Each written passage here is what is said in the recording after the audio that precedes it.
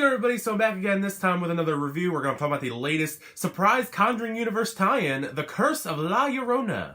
This is a film I've been weirdly curious to see just because I've grown up, being Hispanic. I've heard the whole Mexican folklore of the La Llorona, the Weeping Woman, and all that kind of stuff, and I just never thought it would be turned into a horror film, especially like a big blockbuster kind of Conjuring universe tie-in horror flick. It just seemed weird to me that that's something that I heard as a child is just going to be turned into this kind of really scary movie. I know I'm not the only one because my good friend Rudy at Rudy's Movie Reviews also thought the same thing, so shout out to him, and I'm really looking forward to his review as well. But yeah, I mean, it just seemed like an odd concept, but I was definitely curious just because I'm a huge fan of horror films, and it doesn't matter what concept it is. If a horror film can be executed well, then pretty much no matter what the concept, I'll at least enjoy it somewhat. If you want to wear La Llorona, she's pretty much in Mexican folklore, this woman who's a ghost. She drowned her children in the river, and now she cries looking for them, takes other people's kids, and that's kind of like the main legend story.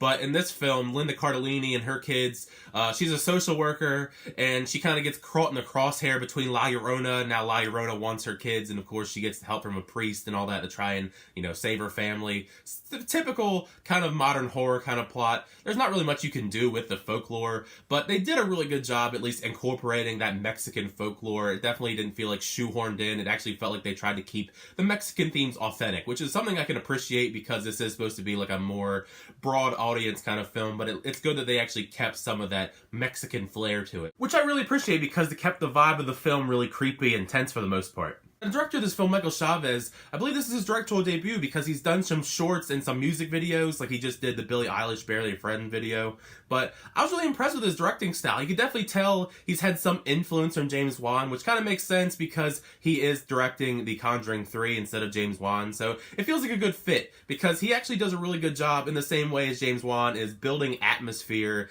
and just really enhancing a lot of the really creepy shots in this film because although it's very predictable, like it's a very modern horror jump scares and all that, I think he did a really good job framing them at least to keep the tension there. Even though a jump scare's coming, it was still pretty surprising and sometimes scary, even if you knew it was coming, because this film unfortunately does have a lot of the modern horror film tropes with many, many jump scares. So if you're not a big fan of the jump scares, you're probably not going to like this film as much. But if you're used to the jump scare kind of modern horror feel, you'll probably end up feeling the same as this as you would as many of the other Conjuring universe entries. The actual character design for La Llorona actually isn't that bad. It's actually pretty creepy.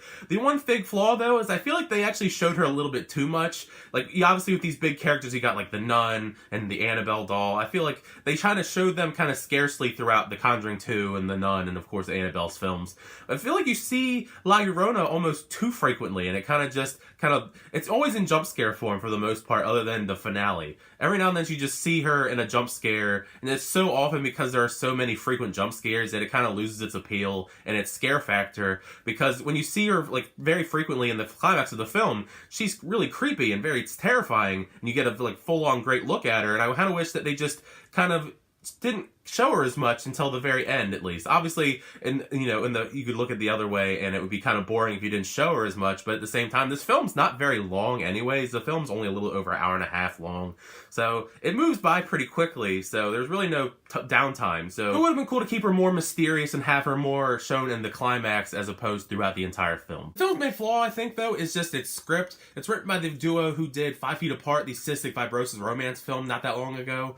And I don't know if they've ever written a horror film before, but this felt very just generic stock, kind of typical fodder for the genre, because you get a little bit of introduction to Linda Cardellini's backstory. She's this single mom social worker, but you don't really get that explored whatsoever, especially since right after you get that exploration, she pretty much is La Llorona's chasing her around the house, and same with the kids. There's really not much else to the film because most of the film is set in that house with La Llorona doing these jump scares everywhere, whether it be in the house or in the pool. So they don't really go very many places. I mean, she goes a couple places to go see Raymond Cruz, who actually does a really good job as this priest who's lost his faith in the church, but he still has faith in God. So I like that they had that faith angle. And you also see Father Perez for like 2 scenes that don't really do too much other than just to show you the cool little nod that we're in the Conjuring universe with this film. But nobody's really given a lot of depth. Even La Llorona's not really given much of a backstory. You get like the little taste of it in the very beginning, and every now and then you kind of explain the same story to Linda Cardellini because she's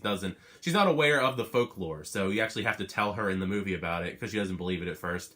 And it's just a very paint-by-numbers stock horror film with very, very typical jump scares. There are people that are into that kind of stuff, but it just felt like it didn't really do too much new in the genre. It's just another one of those typical Conjuring Universe films with all the jump scares and definitely good atmosphere at times, but I still end up having fun. There's still parts where I actually did end up having fun. It's just overall, it's just a very stock horror film in this genre. But yeah, if you're a fan of the folklore of the Curse of La Llorona, definitely give it a watch just to see it for the shits and giggles, just if you're curious to see how it's adapted to the big screen.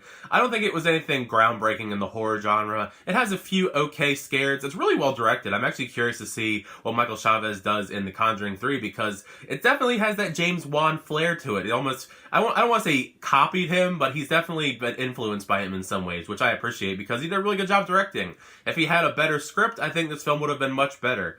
But as far as like the Conjuring universe goes, since this is in the Conjuring universe, I definitely think it's at least way better than the first Annabelle and The Nun, because I thought The Nun was really boring. I'd put it above those two, but probably nothing else. But if you're a fan of the Conjuring universe, definitely give this a shot. It's kind of weird that this film's not really being marketed very much as a Conjuring universe film, since it just says on the posters from the people who brought you the Conjuring universe, and they're not trying to actually tell you, hey, this is a Conjuring universe film. Because I think it would do better overall if you just, flat out admitted, hey, this is a movie in the Conjuring universe, like the Annabelle films and The Nun and the upcoming spin-offs they're doing with other characters. So that's really weird that they're doing that angle. I'm curious to see how this will do, or if more people will figure out, hey, this is in the Conjuring universe and it'll spread.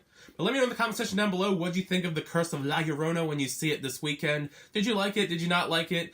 Are you a fan of the Conjuring universe? Where would you rank this among the Conjuring universe films? Are you, were you proud of the source material being adapted into this horror flick on the big screen? Let me know. Let's get a discussion going in the comments. But thank you so much for checking out my review. If you enjoyed it, make sure you give it a like, hit that subscribe button so you can keep up to date with our movie reviews, channel reactions, rankings, unboxings, and more. But until next time, I'll see you guys later.